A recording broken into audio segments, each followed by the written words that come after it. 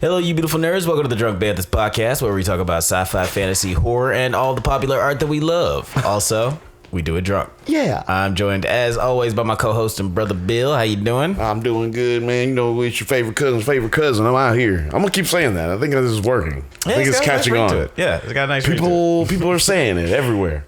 I'm your favorite. I'm your country cousin Bill. I'm like, no, it's your favorite cousin's favorite cousin. Don't get it twisted, dude. It's made it out into the streets. Your reputation precedes yourself. We made it to the streets, baby. You know, we ain't make it to the streets. We just came up out the streets, came back to the hood. You know what I'm talking about? Man, I'm very excited about today's episode because we're gonna. Before we get into it, I just want to remind you guys to like and subscribe. It is not required, but you will not be invited to the cookout if you don't. Today, we are talking about yet another multiversal movie. On our last podcast, we talked about a multiverse movie, and we're going to keep the train going here with The Flash. Why not? It's kind of crazy to think about how this movie was first announced in 2014, and it was supposed to have a 2018 release date. It's gone through 3 directing teams: Seth Grahame-Smith, Rick Famuyiwa, who is directing episodes of Star Wars right now. He also directed Dope.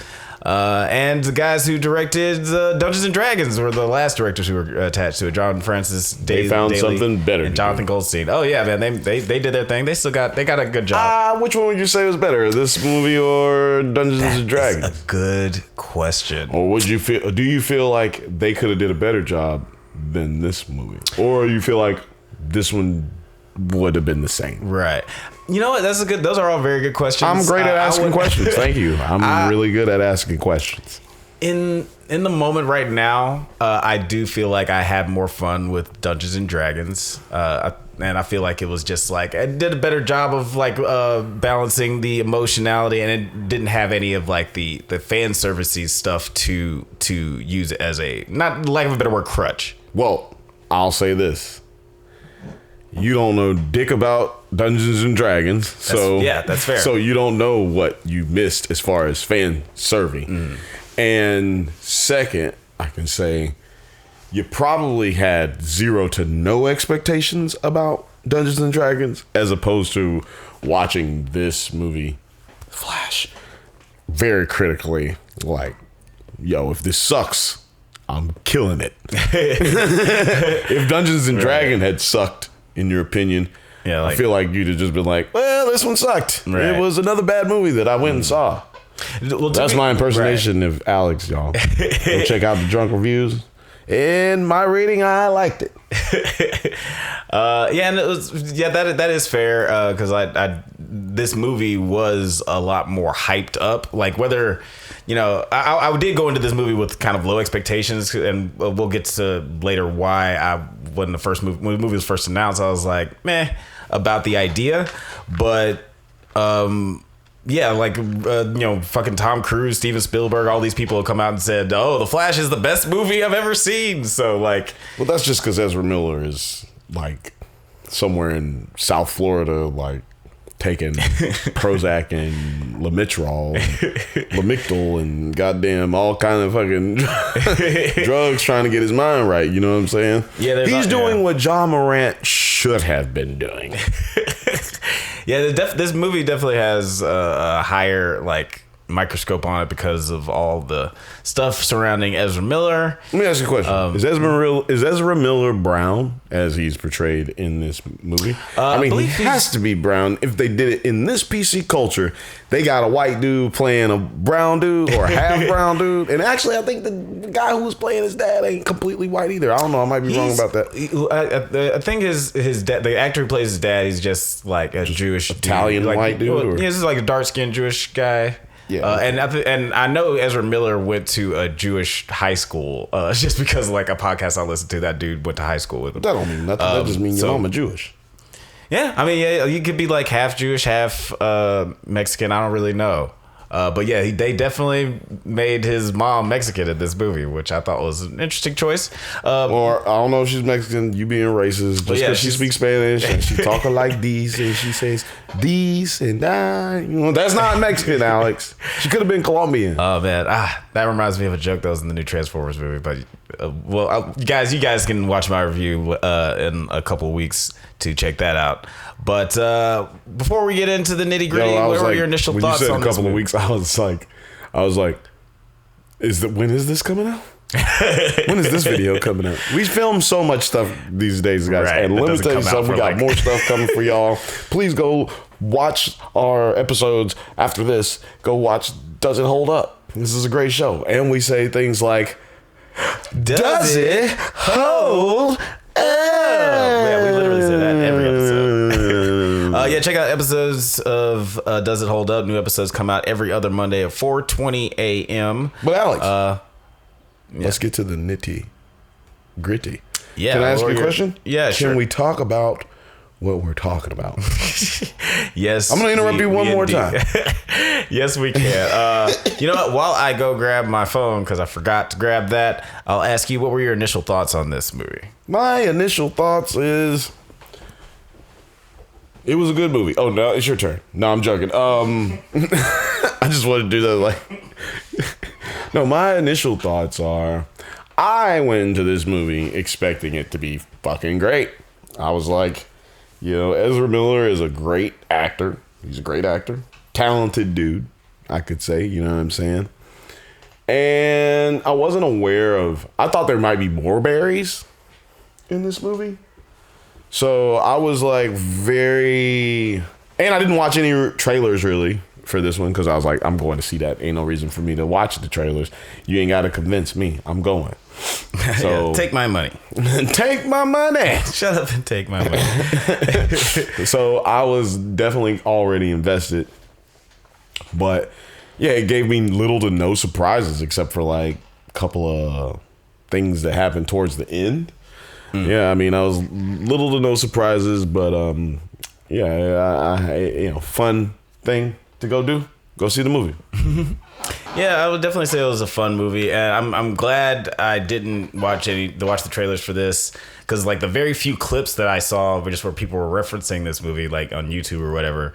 Like it was exclusively clips from the third act, what it turns out, and it's like I remember like hearing a long time ago, just like some film aficionado or whatever was like, you really shouldn't show the third act in your trailer because you want that, if anything, to be the thing that but there's nothing but trust fund babies running Hollywood these days, so nobody gives a fuck or thinks about any of that shit. That's you true. got people whose favorite movies, you got people who's running studios right now whose favorite movie is like fucking Page Master. By the way, go see Page. We're covering Page Master on Does It Hold Up. It's coming up soon. Go check that out. Go subscribe right now so you don't miss it. Hit the bell. Yeah, it's a weird state. Like with if you look at the trailer, I went into the movie assuming it's like, oh, this is gonna be kind of a two-hander with Batman and the Flash. Dude, why do people say that?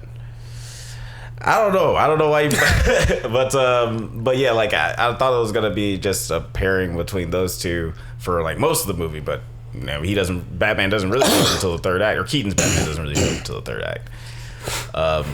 But what did you think of the story of this one? Because it's not really a one-to-one adaptation of Flashpoint.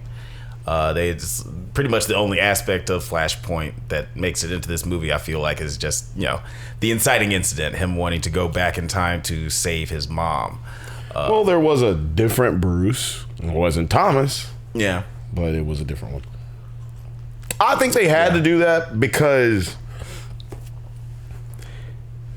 there's so many avid comic book fans that are going to be going to see this. Mm-hmm. It kind of cheapens the movie. Like, you just write the movie based off the comic. Like verbatim off the comic. Right. It's kind of like, all right, did I just watch...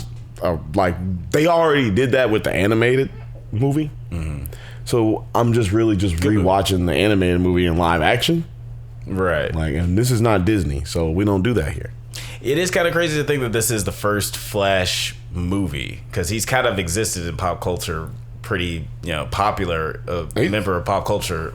He's had a lot of TV shows, but yeah, this is the first movie we got. First movie. And that's why I kind of bumped up against, like, when I heard that this was gonna be a Flashpoint movie, I kind of bumped up against it. But I'm glad that they changed as much as they did, because if they were to make that movie the first Flash movie, it would be like, it's like, this is a lot for his first story. Well, but they did. To be fair, they did set up a lot of it, you know, in the other movies. Yeah, for sure. But yeah, I'm glad that they took the time to sort of had a pseudo origin story with Barry meeting himself as he was becoming, you know, the Flash. So that was an interesting way of him being his own mentor.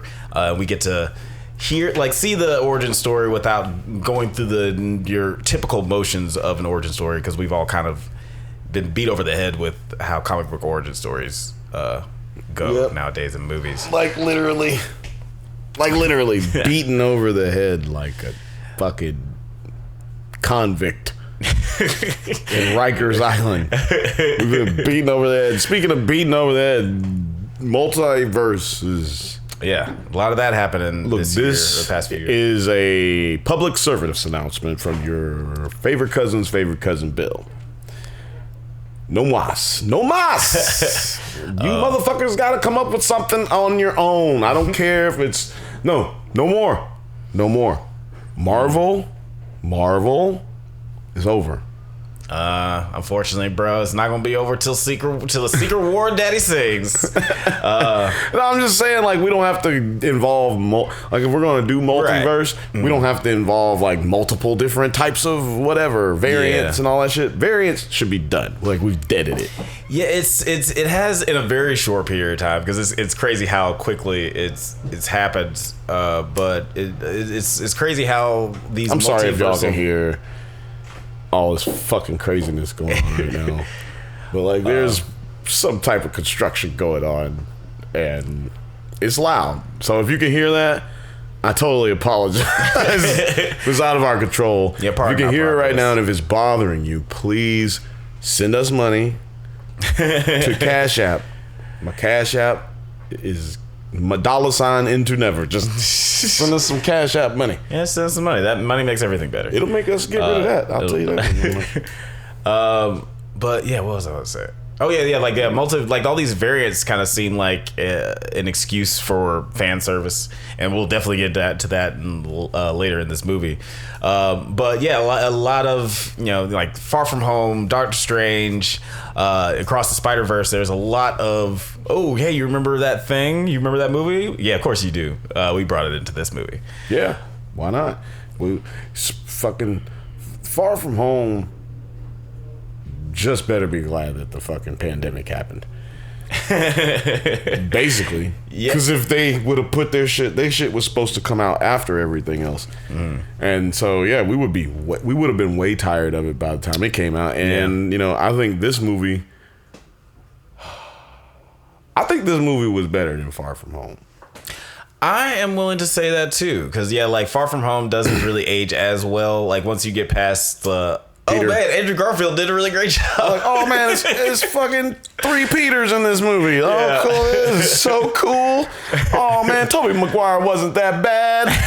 Like, why did we give him such a hard time, man? I actually like him now, man. Like, Tom Holland, I love you too, dog. Like, this is great, man. Yeah, that was really the only thing good about it. And Doctor Strange. Doctor Strange's part was the best part of that movie. Yeah, it wasn't a great movie. Yeah, this was. I would put this in great movie category. Okay.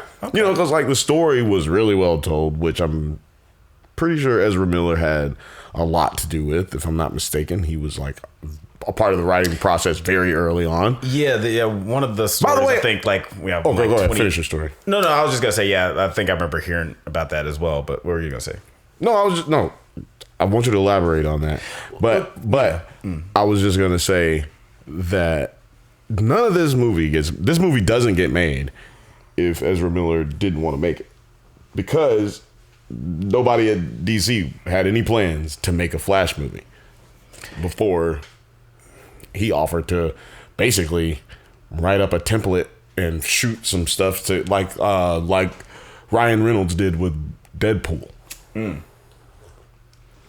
Yeah, Yeah, it's crazy. Like, you know, there's a lot of DC made a lot of plans pretty early on, and this is one of the few movies that ended up happening. You know, we got a promise of a Nightwing movie a long time ago too, and they hired a director for it, and you know, we're still waiting on that. I think it's obvious that Ezra Miller, one, actually has something really going on with him, because it'd be probably like bad PR for them to just let him go. And then two, he has it somewhere in his contract that they don't have to pay him out like hundreds of millions of dollars if this doesn't go to the movies. Right, yeah. Because that's what Scarlett Johansson ended up doing, taking Disney to court. Right.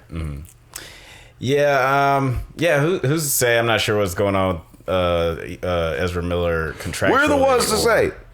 We're the ones to say, Alex. Well, that's my kind way of saying it. I'm not talking about Ezra. I mean, I don't want to get into Ezra Miller's personal stuff or his bit, or like what's going to happen. We're just talking about this movie. I got you. I'm just saying I'm not talking about his personal stuff or what's going to happen like future iterations of the character, or like whether he's going to be. I wasn't talking about future stuff. I was just asking, what do you think is the reason that this movie came out as opposed to the Batgirl, or, you know, like any of the other projects that got fucking scrapped? What do you think may or may not be the reason that it happened?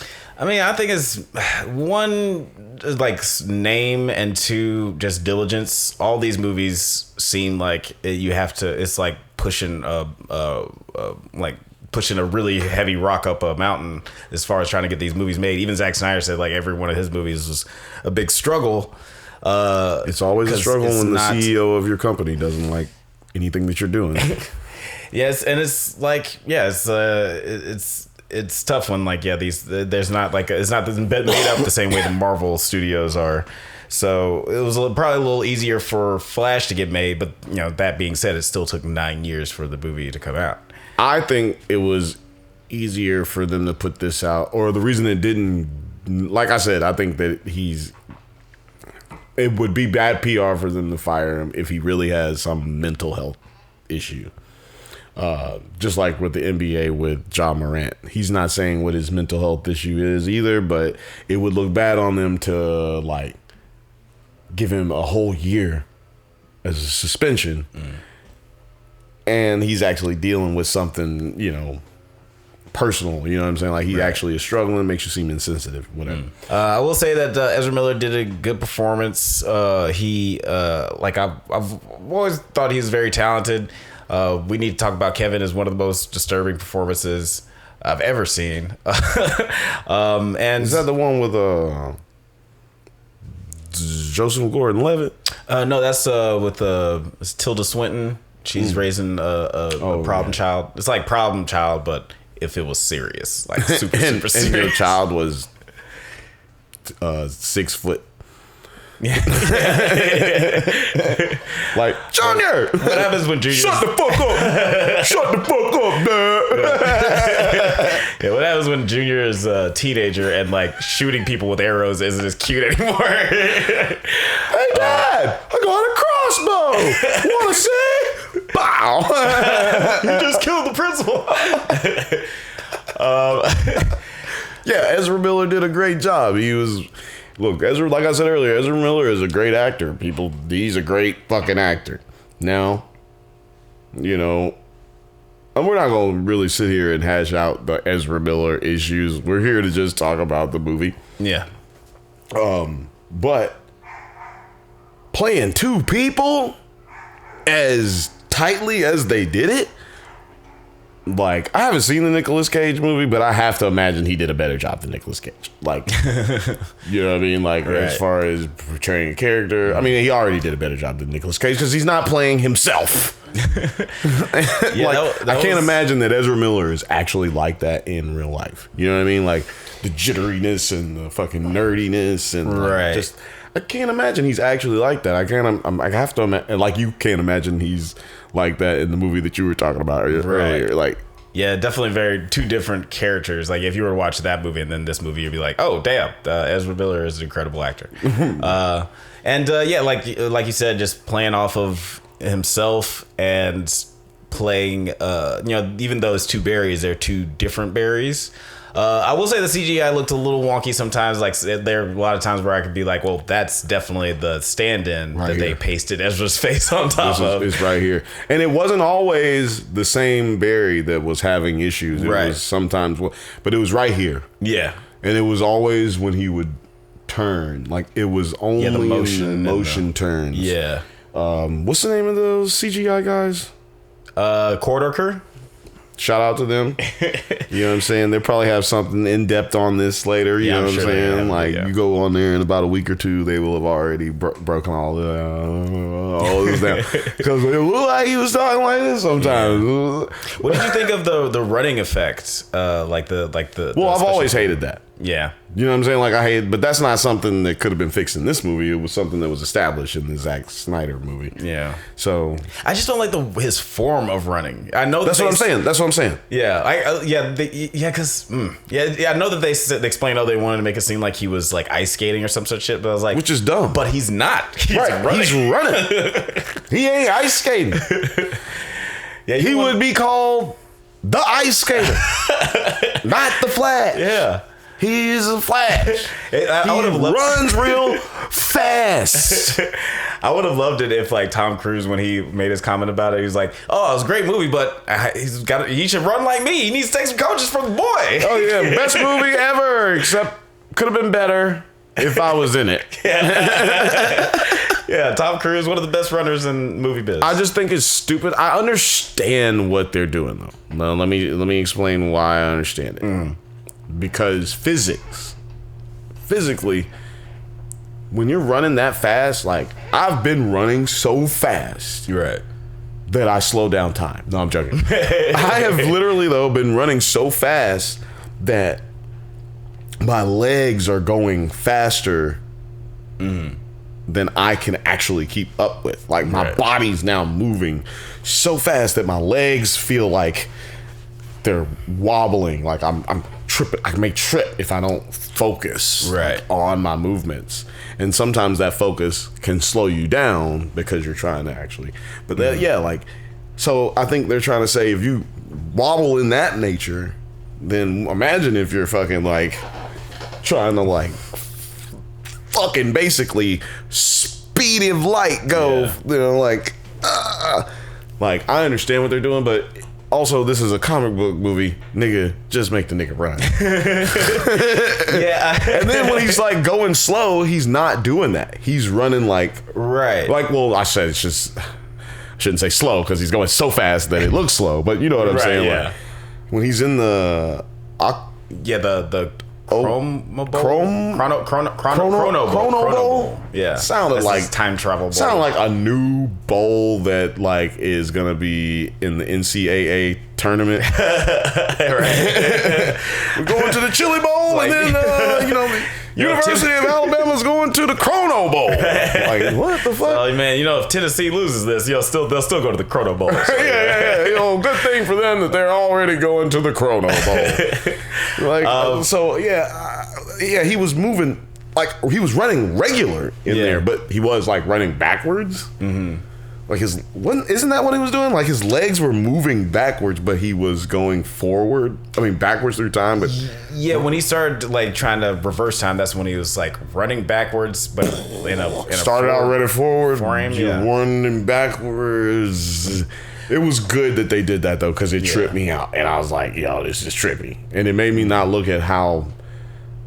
It made me miss some of the imperfections of the CGI. Right. Yeah, and I think the story helps with that kind of stuff too, because even looking back to like the Quicksilver scene in X-Men: Days of Future Past, I feel like some of the special effects in that slow-mo scene work better than like say the baby shower scene in the opening scene of this movie. But there's still some really interesting ideas, and the story I think like really helps with just like moving past some of that other stuff. And very, very famously, this is the return of two Batmans, or three Batmans. It turns out it's just two Batmans. We get the return of Ben Affleck. We never thought we'd see him as Batman again. And we knew we was gonna see him in this. It was kind of open. Well, like before, the trailer for this movie came out and everything. Like the future of Ben Affleck was like he was like basically fuck that shit. I'm not trying to drink myself to death. The future of Ben Affleck in general was in crisis. Yeah, like I mean, knew where he was gonna. He would probably. I mean, like Hollywood will ditch you. Remember, Robert Downey Jr. couldn't get a job, and then somebody gave him a chance with a movie that they thought was gonna bomb. Right. Yeah, and he had to audition for it, and everything. And then he became the franchise, basically. So, what did you think of? We'll talk about the two Batmans first. Ben Affleck and Keaton. Just what were your thoughts on both of them? I will agree with Ben Affleck. He definitely learned how to play Batman better in this movie than he had in the previous movies.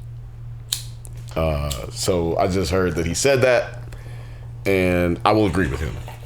He said that? Yeah, they were saying that in some shit. Like he felt like he did an interview with somebody, maybe Vanity Fair, most likely. Okay. And he was just talking about, or Variety, most likely Variety. Yeah, he was talking about how he felt like he was able to, like he finally learned how to take on that role and be Batman, which tells me he just didn't give a fuck about trying to be Batman the first time. I think when they took writing out of his hands, he said, fuck this. Yeah, possibly. And just was like, my life already sucks. Fucking my wife left me. Goddamn maid is getting ugly. I don't even like her no more. The nanny. Oh, the nanny, not the maid. He was sleeping with the nanny. Right. Like, it was like, oh man, the nanny ain't even turning me on like she used to. And my wife already left me. Like, shit. This just sucks, man. Like, life sucks. But thank you, J-Lo. Got him right. Brought him back to life. J-Lo makes everything better. She does, man. What did you think of the return of Keaton in this Michael Keaton, Batman God.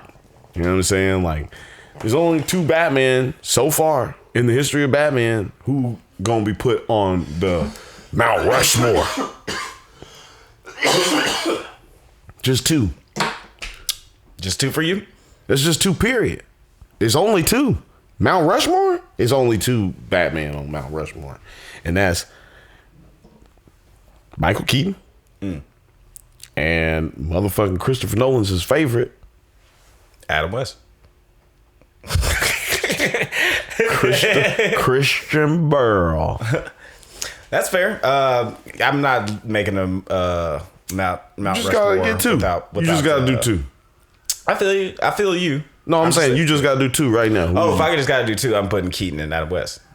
Adam West is the most ridiculous Batman of all. Hey. You might as well just put George Clooney on there, like, because I think that Batman Forever is better than any Batman Adam West episode. Okay. So I'm just saying. So you might as well put Clooney in there as far as that goes, because it's just as ridiculous. Like, I mean, I feel like that was a ridiculous movie. Like, just like, I think that's what what's his name, the director. This director of this movie? No. Batman Forever. I mean, Batman. Joel Schumacher. Joel Schumacher. I always forget his first name, but Joel was trying to make a Batman TV movie. Yeah, and the problem with that was that he was doing it in the same continuity of the two Tim Burton movies. So, like, you can't change the tone of, like, that's like, you're doing it from the two Tim Burton movies and Batman Forever. Right. It's like, that's why people still like Lego Batman. You can make a comedic Batman movie as long as it's not like, you're not saying that it's directly related. Like, watch out for our top 5 Batman episodes. That'll be a fun conversation. But who do you think? My question time. Pay attention to the goddamn programs. No, I'm joking. We don't have programs. which character in this movie do you feel had the best introduction?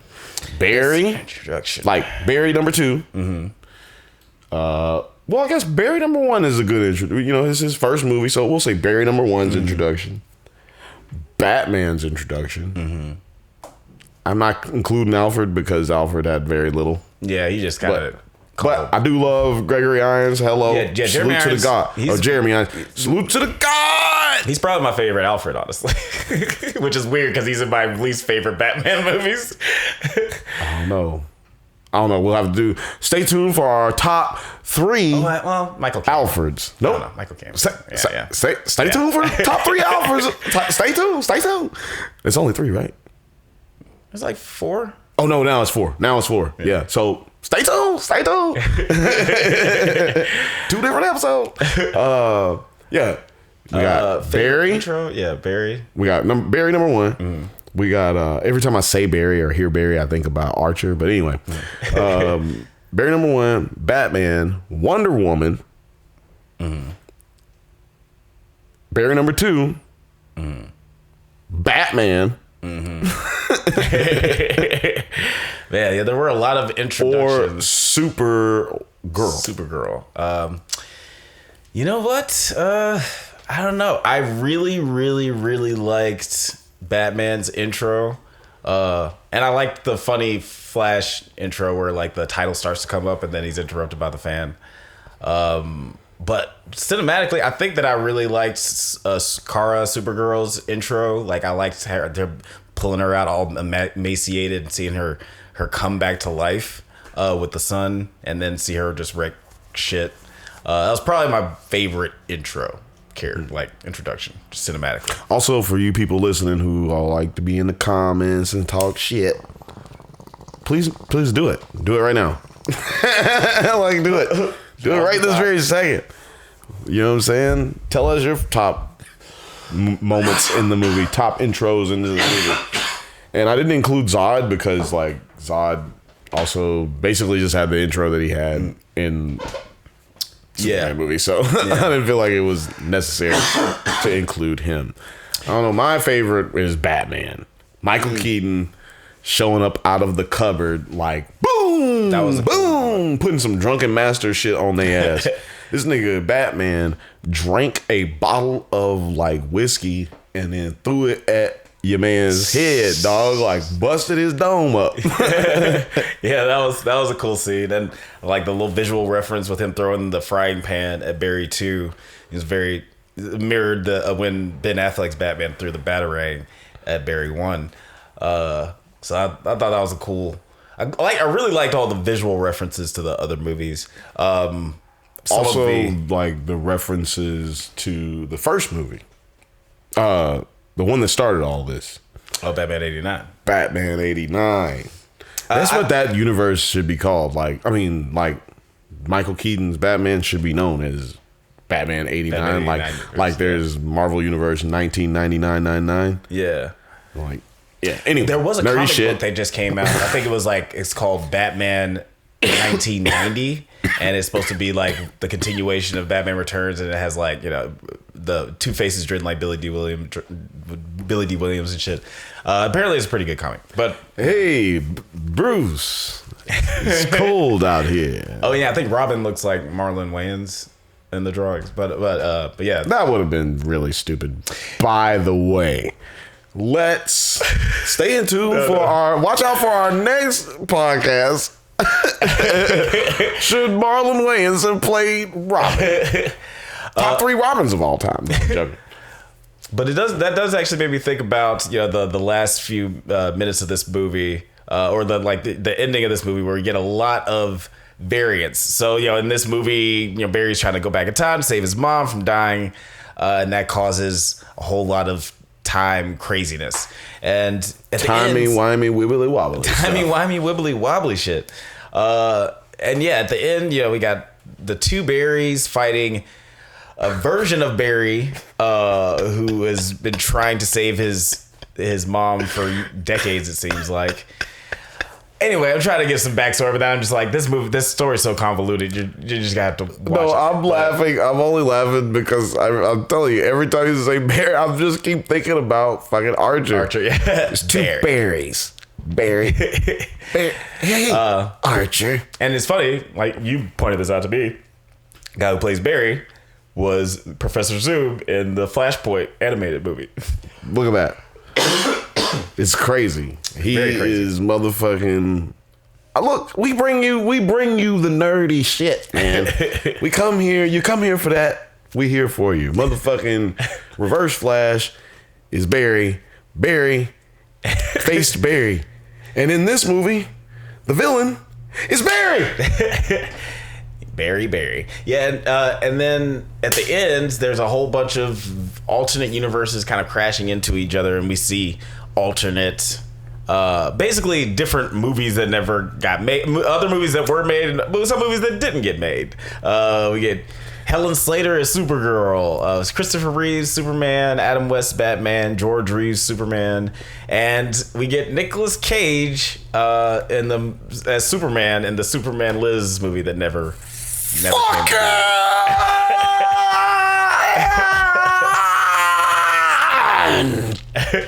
Cage. What did you think of like that whole last? I am lightheaded after that. I'm kind of lightheaded. Like I'm kind of woozy. Yeah, it's dangerous to open the cage. Don't try this at home. That shit got me lightheaded. Damn, Nick. Man, take it back. Everything negative I said about Nicolas Cage. I'd be interested to know if Nicolas Cage actually participated in this film in any way, or did they just take his test shots and just make him like Nicolas Cage as Superman? I'm curious about. Like, they had to have at least asked him, right? Like you had to, like for likeness rights and shit, right? Like they would have had to have been at least. He would have had to sign off on it, yeah. Or maybe he has like this is like a loophole of the Superman Lives contract. It was like, hey man, they call it Superman Lives. So I was thinking maybe he lives on forever in my contract. And we get the infamous giant. He's fighting the infamous giant spider that John Peters so desperately wanted JP. in this movie. So I'm curious of what he thinks. Like if he's sitting in the theater watching this movie. He's sitting in the theater watching this movie going, I ain't getting no money for this. What the fuck? How Nicolas Cage getting money? How he get a check? What the fuck happened? He looking over at Nicolas Cage. Nick Cage over there like this. Hey, spotting a boat. Yeah, a lot of cameos in this one. Yeah, we even get a cameo from Wonder Woman earlier in the movie. Gal Gadot, GG. And this is the thing where where with Dungeons and Dragons, and like I have had friends like Noah, a friend of the show, who's a big D&D fan and knows. Hold on, Noah's not a friend of the show. Noah is the third Bantha. He is indeed the third Bantha.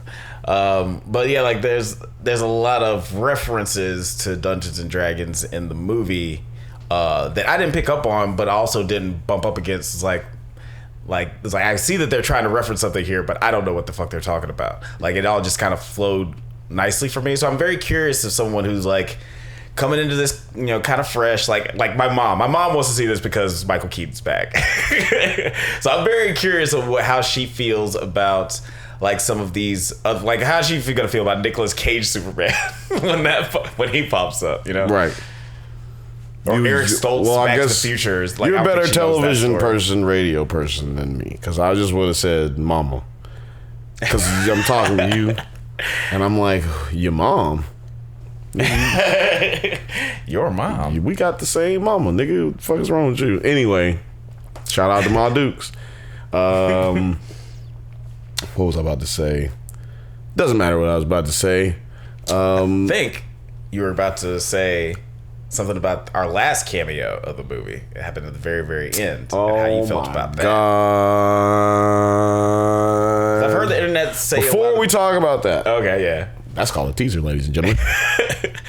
Don't you think a lot more should change if you put the cans in the wrong spot? Yeah. Oh, you mean like so? So Flash at the end puts the cans all at the top shelf, so his dad has some evidence of him having an alibi. But shouldn't that have changed a lot? Like a lot. Yeah. It's crazy to me.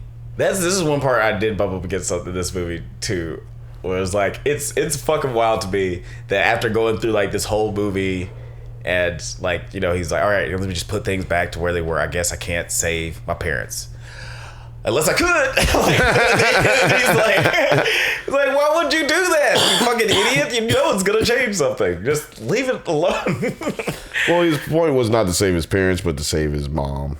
Right. So his dad still had to do that time. Well, yeah, and I guess I can see how logistically you can be like, or at least convince yourself. The future hasn't happened yet. I'm only changing this. Right. Yeah. Only thing I'm changing is that my dad has a fighting chance today rather than not being in prison yesterday.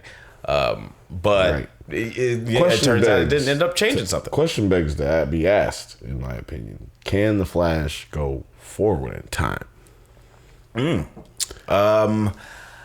Maybe no, because he can't run backwards fast enough. Right. maybe no, maybe so. I feel like that Here I go. Maybe if we got those two other Justice League movies that Zack Snyder was promising, because of that obviously had a lot to do with time travel and shit, maybe we would have found out. Put it in the comments. Can the Flash go backwards in time and go forward in time? Yeah. Can he do it? I don't know. And sorry, there was one more thing I was actually going to bring up before. I'll never forgive you for this shit. I did find it a little weird because in this timeline that Barry created, when he saved his mom, Superman never made it to Earth, so Zod's about to destroy the planet. I find it weird that Supergirl, Superman beat Zod by himself, but Supergirl with two Flashes and a Batman can't beat Zod. That seems like they would have at least won.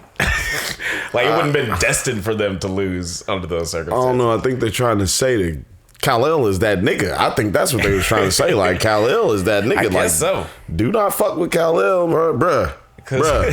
Like Kal-El, also they're sexist. Clearly, they like women. Women are weak, feeble people. Like dudes, duh. Like, come on, man. And also, to be serious, like give them an out here. To give them an out, Zod is a much more capable, much more battle ready, battle tested. He was a general. Like he's a fucking warrior. Yeah. And they're just, like Kal-El and Kora are just, daughters and sons of scientists and politicians. Right. I mean, well, yeah. I mean, I get why. I guess there's an argument to be made that Superman. One of the reasons he had the advantage over Zod is because he had been living on Earth his whole life with the sun, and Zod had just got there. So he just, had absorbed more sun powers. And I guess the same could be said for Kara, since she just got woken up. So maybe she wasn't as fully strong as she potentially could be if she'd spent her whole life in the sun. But I did really like Sasha Calle, by the way. I thought that she was really, really good. It's kind of sad that we're never going to see her again. Maybe we see her as Kora in the new Superman. Maybe. I have a feeling that Henry Cavill is going to come back. I would love that. I feel like it's movie with him. It's one good movie with him. I feel like it's inevitable. He wasn't a guy who got casted in a lot of stuff before Superman, and he still isn't a guy who gets casted in a lot of stuff today. That's true. He is one of the few people cast as Superman who got a lot of shit after he was cast as Superman. Usually getting cast as Superman kills your career, but he actually got not huge stuff. You know, Man from U.N.C.L.E., Witcher, in Mission Impossible, Sherlock Holmes. You know, he's Mission Impossible, which made Justice League suck. Right. And I think that's what put him on the outs with DC. I think that might have been his inability to, like, they clearly don't have a Disney type contract where these guys have to just drop whatever it is that they're doing to do this. Because Henry Cavill was like, I'm about to get this work. I'm about to get this check, nigga. Like, I don't get all this that y'all be giving out all the time. Shit, y'all just be working with Mark Hamill's and whatever the fuck. What's that nigga's name? Mark Wahlberg's and the goddamn fucking what's the other dude's name? The bald British dude. Oh, Jason Statham. Yeah, y'all want to run with Jason Statham's and all this shit. I could do that shit too. I could ride sharks. I can ride sharks. Yeah, I can punch a zombie. I can punch a zombie. I can fucking like run down the hallway with fire coming down it and all that shit, man. Y'all just want to run with Keanu Reeves. You know what I'm saying? I got you, James. Jimmy. I got you, dog. That's my dude, man. I feel like we gonna make it back. You know what I'm calling, you know, James, motherfucking friend of the show. Yeah. Yeah, it would be nice to see either of these characters again. Like I would love to see Sarah and Henry in a fucking super team up movie. To me, that's just sets it up perfect. James, Gunn. Yeah. This time I'm talking to Gunn. Telling you, bro, not a friend of the show. I haven't talked to him directly, y'all. So this is directed at everyone who's watching, but this is for Mr. Gunn. Mr. Gunn, I'm telling you right now, the way to save everything is to sign Henry Cavill. That's his name, right? Yeah. Henry Cavill. I need you to sign him up. Get his ass on the motherfucking program. Pay him good. And put my girl back in there. Let's bring it. We do the reverse order, right? Because remember, in Superman, Henry Cavill sees what's the Fortress of Solitude? Yeah. When he gets there, there's a pod that's already open. So now it's time to bring those things together, and it don't make sense if you get another nigga to do it. Okay, it needs to be Henry Cavill.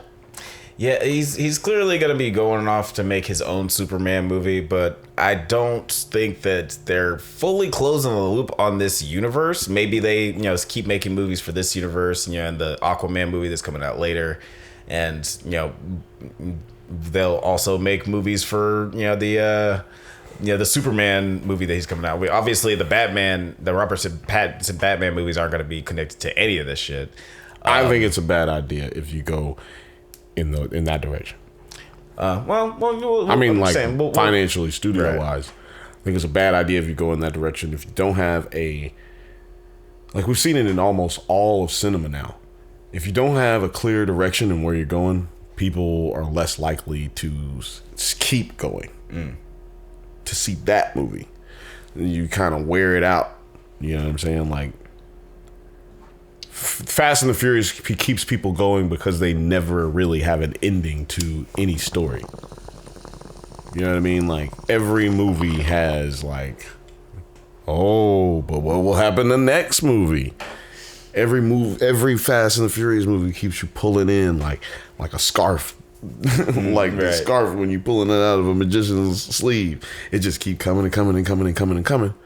But that's because they have a clear direction of where they're going. And if you don't have that for the consumer will less likely to keep going to see these movies. Yeah, that's the only reason we go see Ant-Man is because we know it's the last 30 minutes of the movie gonna have something to do with what's gonna happen in whatever next Marvel movie is coming out. Yeah, there's definitely a potential serial nature to a lot of these comic book movies. But I mean, also, I've always enjoyed just picking up a issue of comic book and reading a story that's not necessarily connected to everything that's happening in the Marvel universe. Yeah, but it's never a different Batman, though. I'm just saying, like, you might pick up a Batman comic but it doesn't. You're not gonna pick up a Batman comic and it's Thomas Wayne. You know what I'm saying? Like, you see what I'm saying? Yeah, but I mean, you can pick up like 3 different. I can get an issue of Spectacular Spider-Man, the issue of Amazing Spider-Man. There'll be 2 different storylines that are going on. But it's impossible for it to be 2 different characters. Like, you know what I'm saying? Like, continuity does matter, or it should matter. But talking about different Batmans let's talk about the last Batman that shows up at the end of this movie. Batmans. We get a cameo from the most beloved Batman probably in all of live action adaptations. What? It was George Clooney as Batman. The most hated nigga of all times. Yeah, even he's not a fan of his performance in that movie. What did you think of this cameo of George Clooney as I only like it if it's gonna be another George Clooney's gonna be in the next movie. That's the only way I like this. See, I only like it if it's a joke. How does that make sense as a joke? It's not. If it's a joke, then none of this is ever gonna happen again. I don't think. I mean, I don't think that it is. I mean, like, well, yeah. Do you know, like, are they planning on making a sequel? There's no word on any of that, and there is a sense that definitely they're gonna make it a sequel because this is the only movie they didn't wipe completely off the slate. Shit, Robert Pattinson better be glad James Gunn didn't get on before his movie came out because his movie might not have came out. Because I'm just saying, like, this is the only movie that didn't get knocked completely off the dock. No, Batgirl is the only movie. No, they scrapped all the other things they had in production, and Aquaman survived, but we don't even know if that's true because we still don't know when Aquaman's coming out. It's supposed to be coming out at the end of this year. I think it's like November of this year. And we see. got the Blue Beetle movie that's supposedly coming out. The Blue Beetle movie, I forget about that because that's not going to be good and nobody's going to go see it for real. I mean, it's just the trailer for it. I can't. It's not going to be good, and I don't think anybody's going to go see it. We live in Los Angeles. We haven't seen one fucking Blue Beetle poster, bus, billboard, or anything. So I don't think anybody's going to be going to see that. Right. I mean, I've seen a few posters, but. Yeah, I don't know. Posters. We ain't seen no billboards, and we ain't seen no. Right. Yeah, it's not like super. It's not on the buses. It's not on any. It's not advertised right now. Yeah, it's not been heavily advertised. I ain't seen no interviews. I ain't seen no. I mean, I don't watch late night TV anymore, but you know what I mean. Like, you don't hear a jazz about it. There is no buzz. I haven't watched one person talk about it on the YouTube Tubilies. I haven't watched anybody talk about Blue Beetle on that shit. Yeah. Yes, it's. I mean, I hope it does well. Because brown actress, that's cool. Brown actress. I think it should have been a TV show though. But I take that back. They don't do TV really well. Yeah, they really don't. They don't do that live action. Never mind. That would have definitely got the X. But before we get out of here, I just want to ask you real quick: what do you think is the better multiversal moral quandary movie that came out this year, Spider-Verse or The Flash?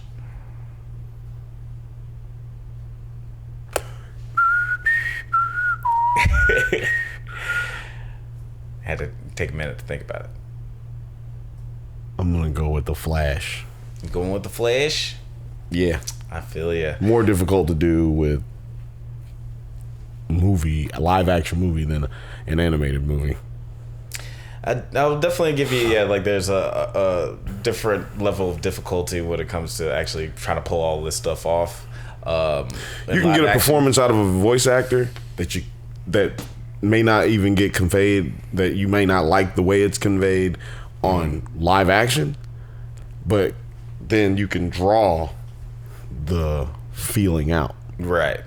And that might be why I enjoy Spider-Verse more, just because it is more seamless to convey those kinds of things in animation when you're trying to tell these big bombastic stories.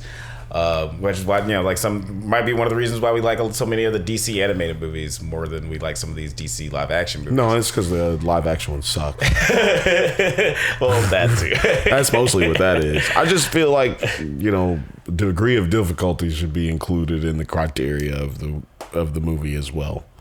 I feel you. But I'm like Dune.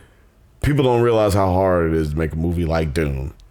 Yeah, Dune was that was a beautiful. So movie. That's why I'm like, not only was it a good movie, but it was beautiful, and the degree of difficulty for everybody involved, CGI, everybody. I'm very excited to see that when that comes out. I gotta rewatch the first one. Dune review coming to you, and we promise it won't be 3 hours long. But guys, thank you so much for listening to the Drunk Banthas podcast. We do this every once in a while, so go ahead and leave a like and subscribe so you can get updates on new videos. Check us out on Spotify, Google Podcasts, Twitter, IG, TikTok, likewise all the internet things at the Drunk Banthas. Until next time, stay safe, my little berries. My little berries. And may the force be with you.